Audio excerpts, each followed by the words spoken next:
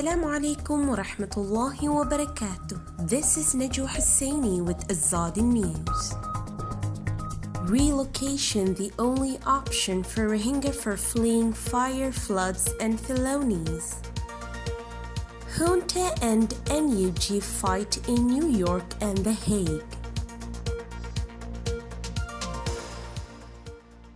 Rohingya refugees live in squalid shelters in Bangladesh, but camp conditions have worsened due to floods, fire, and internal violence. Relocation is the only solution, writes Habibur Rahman. The mighty monsoon of Bangladesh has once again triggered flash floods and landslides in the Cox's Bazar area of Bangladesh, where more than 1 million Rohingya people have been living in crowded camps since 2017. The flood of late July has claimed 11 Rohingya lives so far, including 4 children. More than 4,000 shelters had been washed away in a matter of hours, affecting at least 20,000 Rohingya, many of whom lost the roofs of their heads months ago when a deadly fire ripped some camps apart. There had been more than 300 cases of landslides in late July alone. The situation is likely to worsen as the rainy season in Bangladesh reaches its peak in September. As the ongoing Rohingya crisis rolls into its 5th year, the living conditions in southeast Bangladesh's sprawling and squalid camps have declined even further. Around 1 million plus Rohingya are currently being sheltered in 34 extremely cramped camps, the largest one being the Kutupalong Balokhali camp, which hosts almost half, more than 600,000 of the forcibly displaced people of Arakan. Each of the dilapidated makeshift shelters in these camps barely covers a 10 square meter area, but houses as many as 12 residents. The 2018 World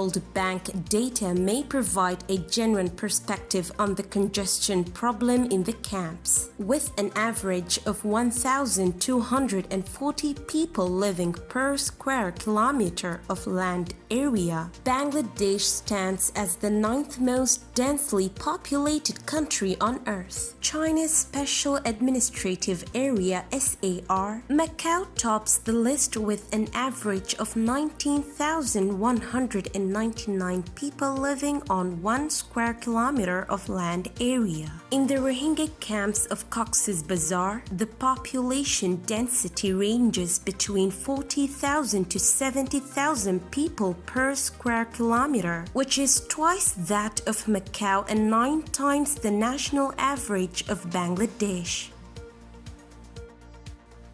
Burmese junta has not succeeded in removing Ambassador Kyaw Moe Tun from the UN in the past 8 months. Kyaw Moe Tun, who was appointed Burmese ambassador to the United Nations in New York during Suu Kyi's government, is now a fierce critic of the country's junta. He expressed sympathy for the anti-junta and voted in favor of the resolution condemning the junta. He called on the international community to take actions against the junta. Burmese military fired Kyaw Moe Tun after seizing power last February. The junta also demanded that he be sent back to Burma on charges of sedition. But due to procedural complexities, Burma has not been able to appoint a new ambassador. Kyaw Moe Tun is still fighting the junta as Burmese ambassador to the United Nations. The General Assembly has already passed a resolution condemning the military coup in Burma. In this, the junta has been termed as the occupier of power. In addition, the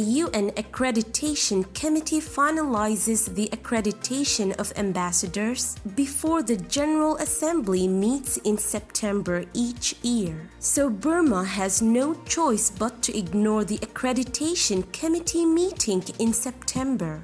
However, the situation is further complicated by the conspiracy to assassinate Ambassador to New York Kim Tung. Just last month, the U.S. Federal Bureau of Investigation (FBI) uncovered a plot to assassinate Burmese ambassador and arrested 2 people. It has been alleged that they tried to assassinate the ambassador on behalf of the Junta of Burma. The General Assembly session is set to begin in the middle of this month at the UN headquarters in New York. Activities are going on around the meeting of the accreditation committee before that session. However, not only the Junta of Burma but also the all-party government of national unity (NUG) is continuing its efforts. NUG is acting as the expatriate government of Burma. A spokesman for NUG told Kaylor Camp that no country has yet recognized their national unity government. Again, no one recognized the junta government of Burma.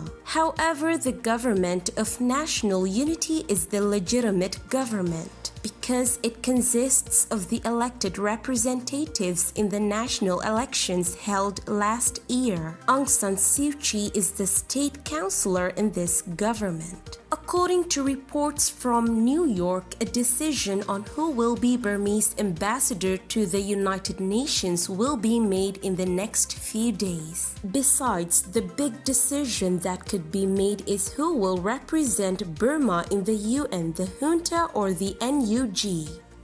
This is today's news. To get more updates about Rohingya, subscribe to our YouTube channel and hit the notification bell. Visit our website azaditvnews.com and follow our social media accounts. Wassalamu alaikum wa rahmatullahi wa barakatuh.